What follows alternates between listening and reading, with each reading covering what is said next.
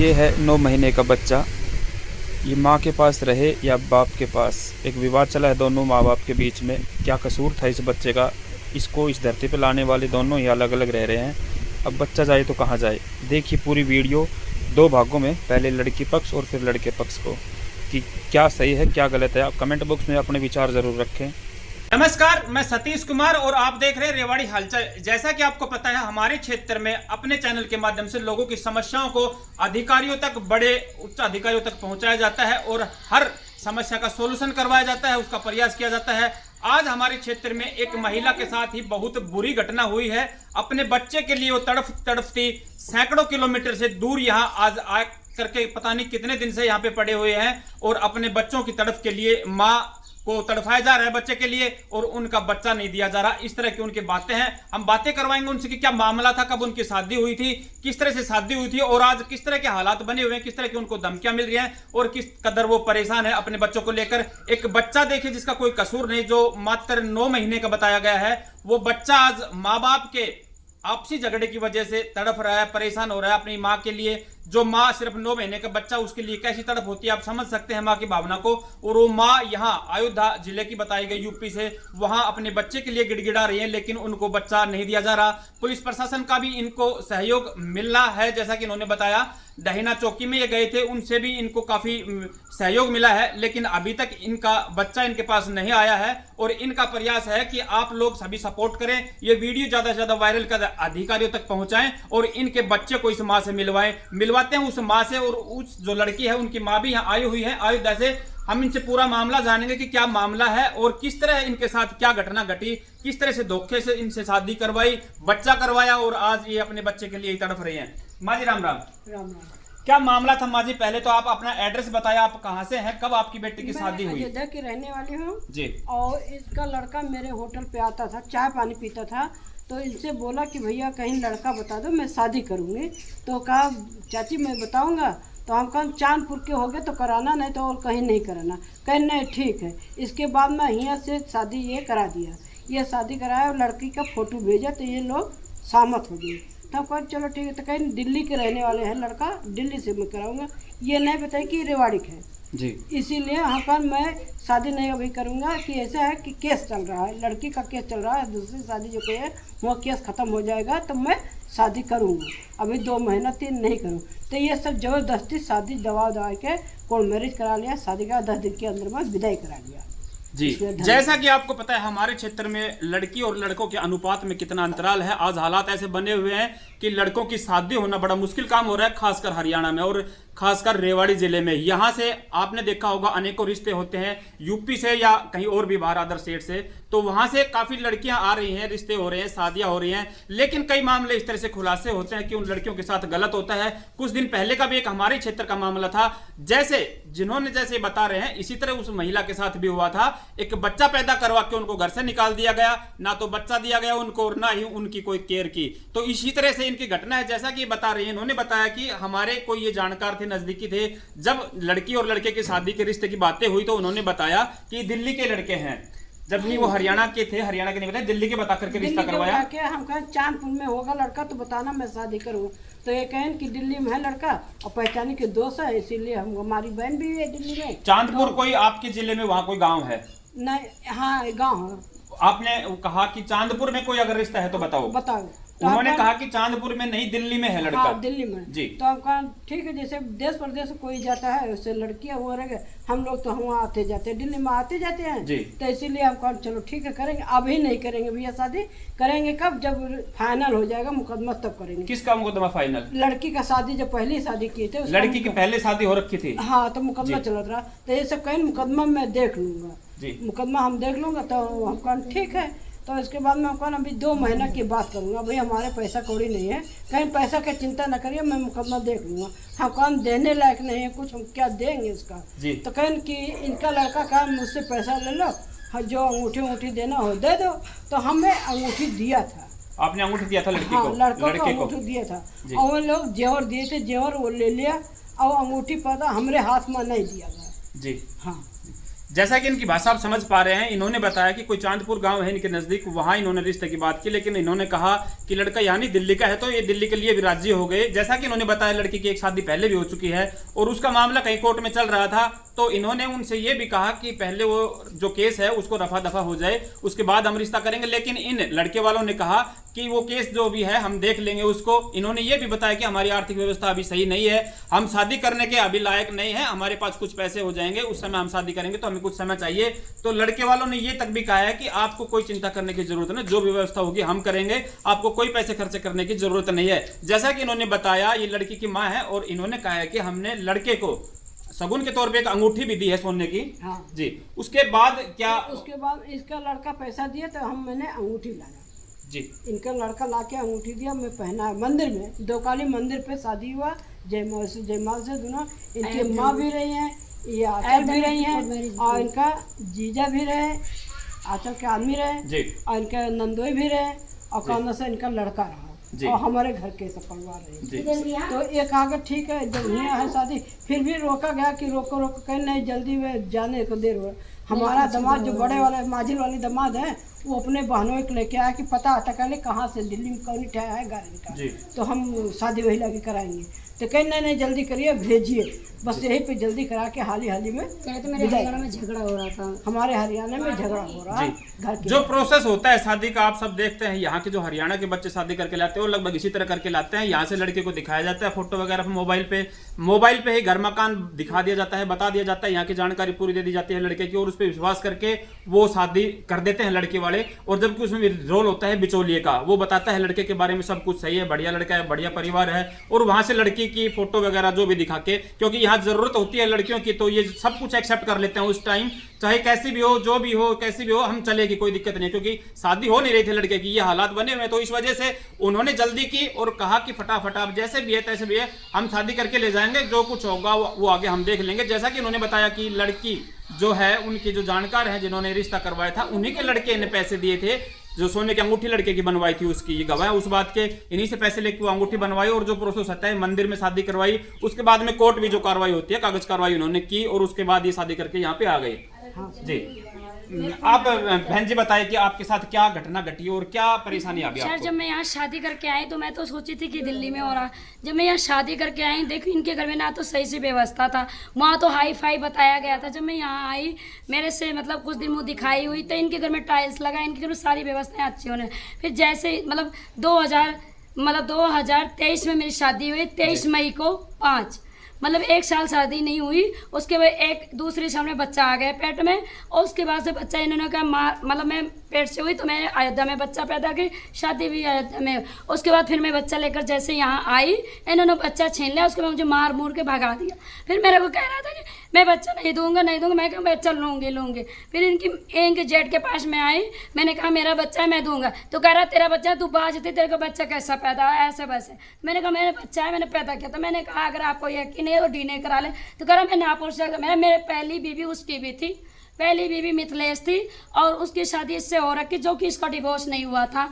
जब मैं आई तब पता नहीं कैसे डिवोर्स कराया। आपको इन बातों का नहीं पता था? ना, मेरे को इन बातों को बिल्कुल नहीं पता था। पहले तो मैडम आप अपना नाम और पहले अपनी जानकारी बताइए, अपने क्वालिफिकेशन के बारे में बताइए। मेरा नाम उमा देवी, मेरे क्वालिफिकेशन एमए हो गया है, लॉ की फर्स्ट ईयर तैयारी कर रही थी, प्रैक्टिस मेरा चल रहा है, और मैं अपने बच्चे के लिए काफ़ी लड़ रही हूँ। और मई अप्रैल से मैं यहाँ के बारे में, उसके बाद में सपोर्ट का सहारा ला रहे हैं, मीडिया का भी सहारा ले रहे हैं, और मैं रोते हुए रोज आना इसके घर में। शादी हुई थी आपकी 23 मई 2023 को? हाँ, उसके बाद 23 को हुई। मेरे से घर में मारपीट करते, तेरी माँ ने दहेज नहीं दिया, पहले तो वहाँ दहेज मांगा नहीं, फिर उन्होंने कहा मैं सब कुछ करूँगी, उसके बाद फिर मेरे से कहा मेरे को दहेज दे ही नहीं, फिर उसके बाद कहा कि तेरे तो कूलर फ्रिज भी ना दिया, फिर कहते मेरे को भगा दिया।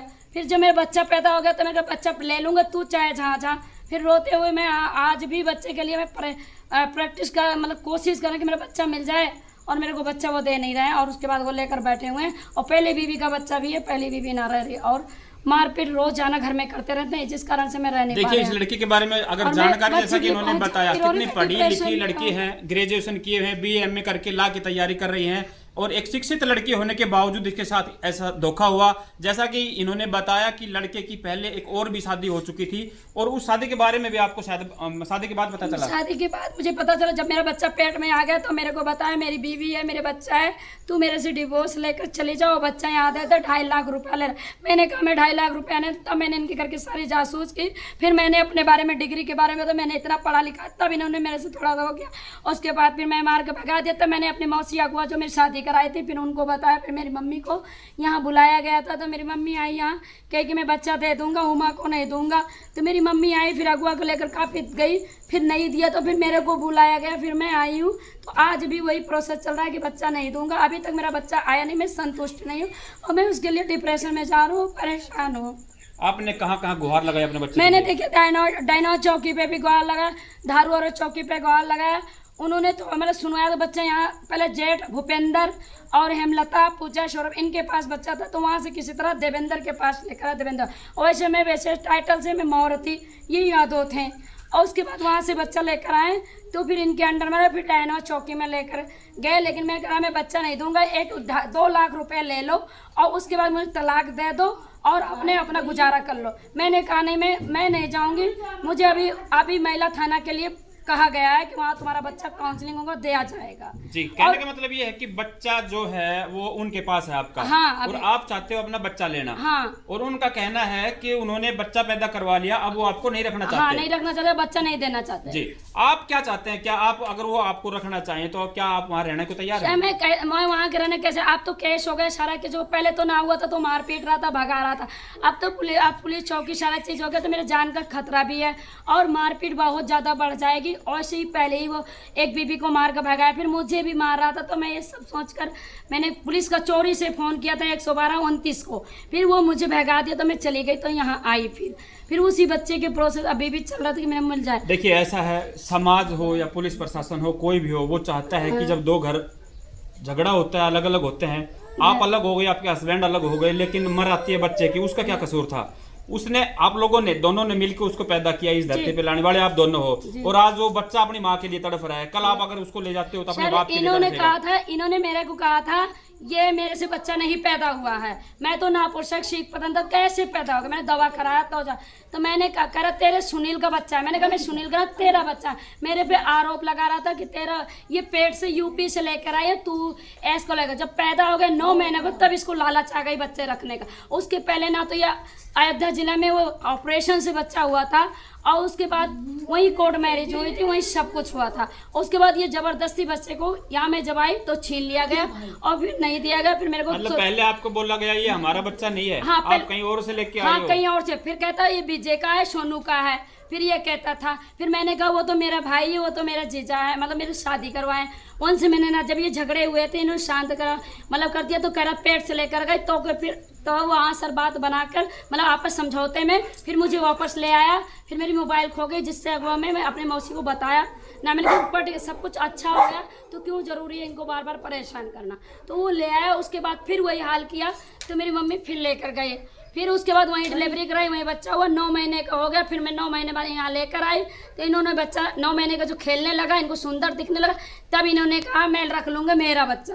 उसके पहले मैंने नाम ही इसी का दिया था, लेकिन इन्होंने मेरे सुनील कह रहा था पूर्व पति का बच्चा लेके आओ। मेरी पूर्व पत्नी थे, मैं उसी पत्नी को रखूँगा, उसी बच्चे को रखूँगा। तेरे बच्चे को ना तो मैं जायदाद दूंगा, ना हिस्सा दूंगा, ना कुछ करूँगा, ऐसको इस तरह से रखूँगा, तेरे को तड़पाऊँगा, ऐसे डिप्रेशन में डालूंगा, पागल हो जाओ। अब उनका भी शायद, देखिए हम दोनों पक्षों के आपको दिखाएंगे वीडियो, और जो भी सामाजिक लोग हमारे जो भी साथी देख रहे हैं इस वीडियो को, एक न्याय की बात जरूर बताएं। आपकी बच्चे का हक आखिर कहाँ है, किस तरह बच्चे को जाना चाहिए, और इस बच्चे का जो मात्र 9 महीने का क्या कसूर था इसका, जो उसको इस तरह से आज इस तरह से नाजायज बोला जा रहा है, गलत बोला जा रहा है, और उस बच्चे को माँ से दूर रख के आज रखा जा रहा है। 9 महीने का दूध भी मेरा निकला, छाती में दूध भी बन रहा है, वो निकल रहा है, इसीलिए उसके कारण के फिगर आ रहा, बुखार सा आ रहा और गिल्टी सी हो रही है और शरीर में पूरे एकदम बेहोशी सा छाया रहता है। मैं जी, वो तो आप समझ सकते हैं, एक माँ जब बच्चे से अलग होती है तो उनका दूध का भी जो जोर रहता है, या जो भी समस्याएं होती है वो तो हर माँ को होती हैं। उसके अलावा एक माँ का प्रेम, माँ की ममता जो होती है वो बच्चे के बगैर कैसे रह सकती है, एक माँ ही समझ सकती है अच्छे से। उस बच्चे को इस माँ से दूर कर रखा है। हम उस परिवार की भी जानकारी लेंगे कि वो क्या चाहते हैं, क्या कहना चाहते हैं। अगर वो इस तरह से, आप अगर कोई एक ऑप्शन रखना चाहते हैं कि अगर वो यहाँ रहना चाहे और रहे आराम से, तो हमें कोई प्रॉब्लम नहीं है, तो क्या आप रहना चाहोगे? वहाँ पे? वो तो पहले इसी ने रखा, मैं रहना चाह रही थी तब वो रखा जी। नहीं। अब मैं खुद ना वो मारता पीटता, मैं कैसे उसके घर रह सकती हूँ। मेरा बच्चा दे देगा, मैं सक्षम हूँ। अगर वो मेरे साथ चलना चाहता मैं उससे भी बैठ के खिलाऊंगी और अपने बच्चे को खिलाऊंगी, और अपने मेरी माँ भी सक्षम है, मैं उनके परिवार को बैठ के खिला सकती हूँ। पर मैं यहाँ मेरा खतरा है, मैं यहाँ नहीं रह पाऊंगी, हरदम पूरी प्रशिक्षण नहीं दे सकती। हरदम कोई मेरे साथ आपस में पति पत्नी के बीच में रात में सोते समय कहीं भी लड़ाई होगा तो वो नहीं दे सकता। और जान में भी रात में रात को मार दे, जला दे या कुछ भी कर दे, या मैं ही अपने आप से मैं डिप्रेशन में आके बच्चे के टेंशन में मैं भी आत्महत्या कर लूँ। तो इस वजह से मैं अपनी माँ के पास रहूँगी, मैं हौसला बढ़ाएंगी, सब कुछ करेंगे। और मैं पैसे से भी ला के तैयारी करूँ, मेरे पास मतलब वो है ताकि मैं बच्चा मिले, मैं ठीक हूँ ताकि अपना करूँ, इनका मैं भरण पोषण में कर लूंगी, अपने लालन पालन में अपने। कहने का मतलब आप यहाँ नहीं रहना चाहते, आप अपने बच्चों को वहाँ लेके जाओगे। हाँ, और अगर आपका हस्बैंड चाहे तो वो भी वहाँ पे जा सकता हाँ, है, वहाँ भी जा सकता उसको भी रख लोगे, लेकिन हाँ, आप यहाँ नहीं रहोगे, यहाँ नहीं आपको रहोगे। यहाँ अपनी जान का खतरा है। हाँ, यहाँ जान के खतरा। इसके भाई एकदम गैंगसा है, इनके भाई कहते हैं कि मैं धमकी देता भूपेंद्र हेमलता, वो कहते हैं मैं मरवा दूंगा, रहेगी। और इसके कारण वो हस्बैंड बच्चा नहीं दे रहा देवेंद्र, इसका भाई बार बार मना करा मैं नहीं दूँ, क्योंकि ये सोचता है अपनी राजनीति लगा रहा है, क्योंकि ये यादव वंश था, मैं मौर्य वंश थी। तो ये सोच रहा है गाय अगर मैं बछड़े को बांध लूंगा तो गाय खुद ब खुद आएगी। तो ये सोच रहा बार बार, ये माँ बेटी हरदम आते रहेगी, बच्चे से ये करा बच्चे जब तुमको मिलना तो खुद चलिए, मैं क्यों आऊँ। तो मैंने कहा एक बार तू भी चलो। कब से बच्चा उनके पास आपसे कब से 29 अप्रैल से 1 महीना लगभग वो ले लेके हैं, क्योंकि वो बच्चे को मैंने लत लगाया, दूध अपना भी पिलाती थी, नेपल का पिलाती थी, और प्लस उनको सारी चीज में खिलाती थी, इसलिए वो बच्चा सारी चीज खा सकता है। 1 महीने से बच्चा आपसे अलग है? हाँ, तो 1-2 वो लेके आए थे खुद ही, आप छोड़ के गए थे? नहीं, मैं यहाँ आई थी, ये मेरे से छीन लिया गया था और आपको भगा दिया था? अब मुझे ये नहीं पता था कि ये बच्चा छीन लेंगे और मुझे भगा देंगे, फिर मेरी माँ को बुलाएंगे, फिर मुझे कहेंगे कि जाओ जो करे, चाहे जो पुलिस बुला लो, चाहे मीडिया बुला लो, चाहे जिसको कुछ बुला लो, मेरा कुछ उखाड़े में बच्चा नहीं दूंगा, चाहे जितना भी कोई समाज प्रेशर डाल ले। अब करे मैं बच्चा पैदा करता हूँ, ये कह रहा है अपने आप को, मैं आज के डेट में पुरुष बच्चा पैदा करते हैं और वो 200 हड्डियां तोड़ा के अपना बच्चा पैदा कर सकते हैं और लाना पड़े, ये मतलब धमकी दे रहा है ये। मैंने कहा अगर आज के डेट में पुरुष बच्चा पैदा करते तो माँ क्यों एक ही ना भगवान नर बनाते, नारी ना बनाते जी। तो मेरे को ही सुई लग रहा है, मेरा ऑपरेशन हुआ तो दर्द मेरे छाती में ही होगा, और इनको अगर सुई लगा, वो बच्चे को सुई टिकनस की लग रही है तो उसको दर्द होगा, एक माँ को एक बच्चे को। तो एक माँ और बच्चे को मिलाया जाए, सारे समाज से, सारे लोगों, मीडिया और बड़े बड़े लोगों से मेरा रिक्वेस्ट है कि मेरे बच्चे को मिलाया जाए और उसके माँ से उसके से दूर ना रखा जाए, और दूध पिला 9 महीने के बच्चे को अलग ना किया जाए।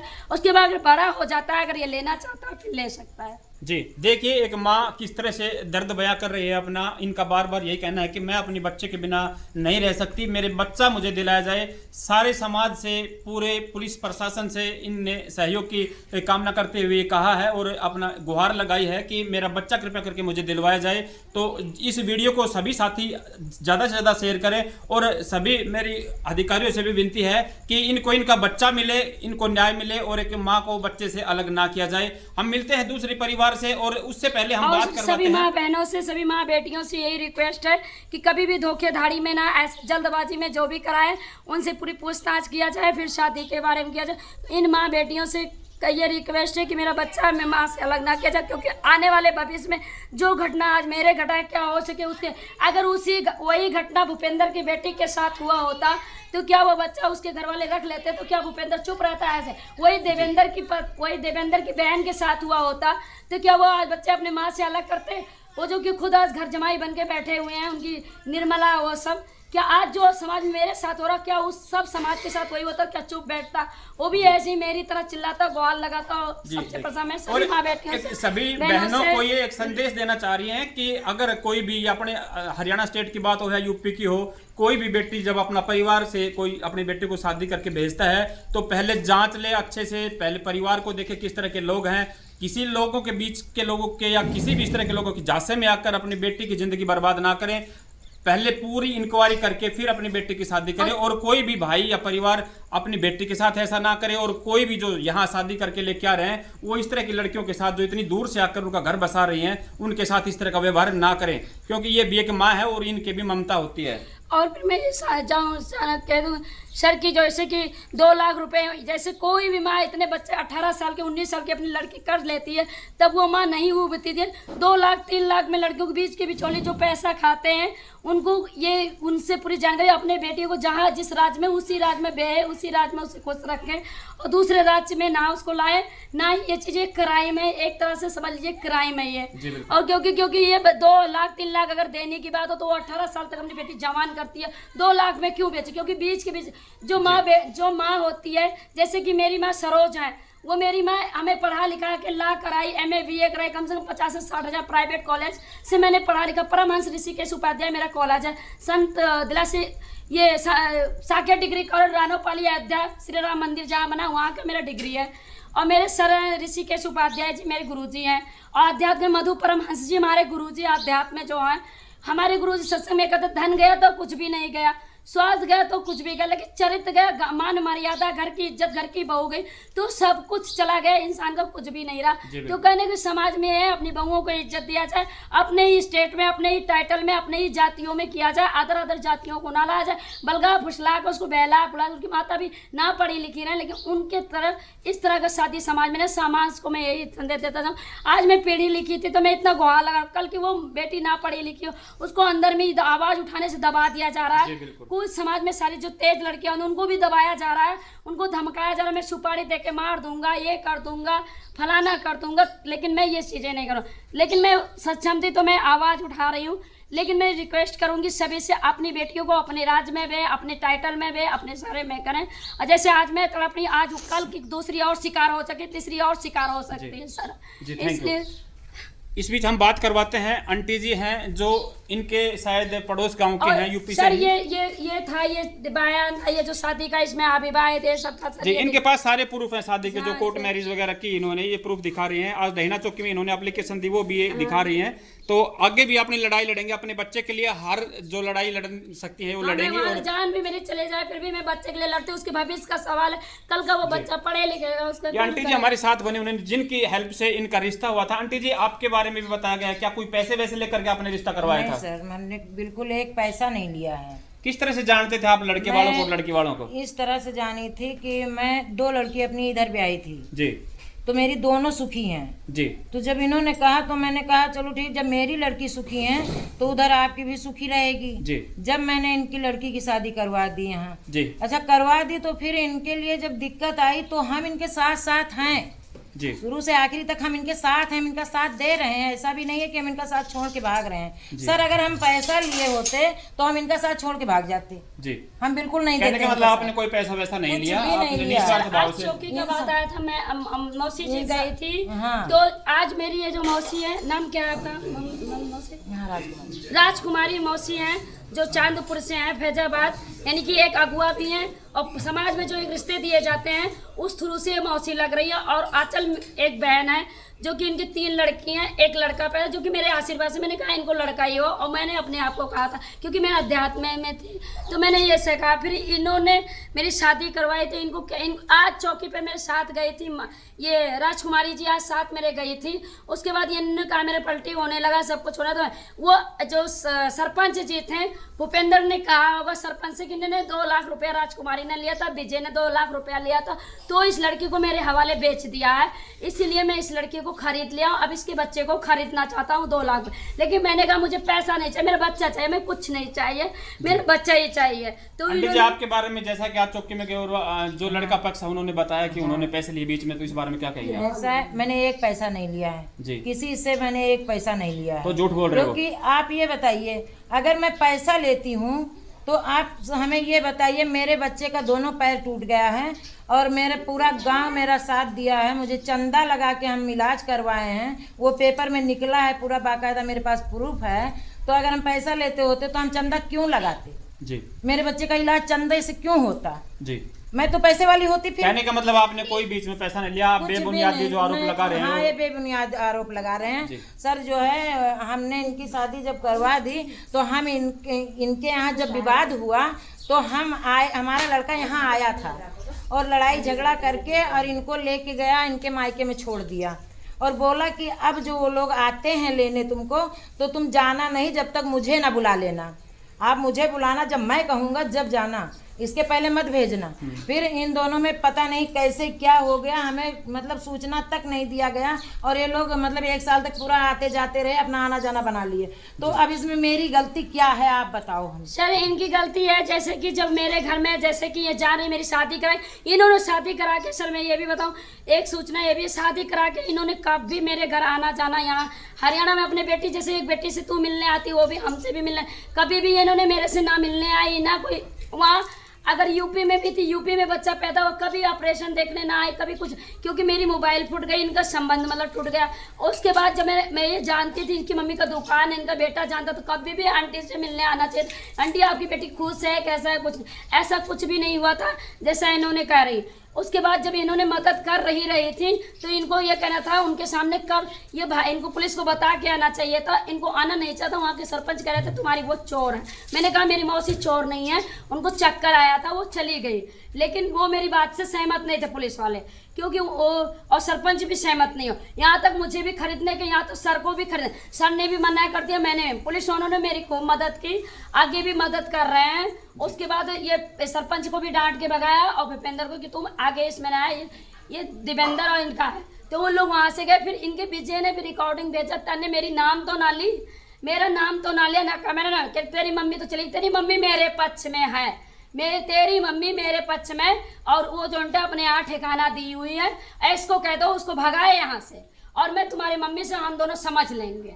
उन्होंने कहा विजय से, इसकी माँ से, औचल सोनू से समझ लेंगे। जी, जैसा कि इन्होंने अपनी समस्या बताई, हम अब दिखाते हैं आपको दूसरा पक्ष क्या कहते हैं। जिनके पास लड़का है, जो इनके हस्बैंड है, यहाँ गांव मुंदी से ही है, वो उनसे मिलवाएंगे और पूछेंगे कि किस तरह का मामला है, क्या चाहते हैं, क्यों उस बच्चे को दे नहीं रही है। तो वीडियो में कमेंट करके जरूर बताएं कौन सही है कौन गलत है, बच्चा किसके पास रहना चाहिए, और एक क्या माँ की ममता सही पुकार कर रही, क्या इस माँ को अपना बच्चा मिलना चाहिए नहीं मिलना चाहिए। और प्रशासन से भी बार बार ये यही गुहार लगा रहे हैं कि इनकी हेल्प की जाए, इनके बच्चों को इनसे जुदा ना किया जाए, इनका बच्चा इनको मिलना चाहिए। तो मिलते हैं अगले पार्ट में मैं उस सारे परिवार से। समाज से, सारे अधिकारियों से, सबसे हाथ जोड़ कर रिक्वेस्ट कर रहा हूँ, एक माँ से अपने बच्चे को दूर ना, क्योंकि माँ के कृष्ण भी भगवान थे, देवों की मैया ने पैदा किया था, लेकिन 10 साल उन्होंने रहा, उसके बाद ही तो देवों की माँ ने उनका लालन पालन शादी विवाह, उन्होंने कम से कम मेरा बच्चा 5 साल का हो जाता फिर ये ले लेते। और मैं इस अगुआ, इस मौसी से भी कहूँगी मेरे बच्चे को मिलाने की कोशिश करें, आंचल से भी, सोनू से भी, और इनसे भी। जैसा कि उन्होंने कहा, मैं समझ लूँगा विजय को डरता है, सोनू को रहता है, कहता मैं अगर तुम लोग कहोगे तो ही मैं बच्चा दूंगा, नहीं तो मैं इनको नहीं दूंगा, तुम लोग वहाँ के हो, तुम लोग सेफ्टी कर सकते हो, ऐसा इन्होंने बोला, मैं इनसे समझ लूंगा।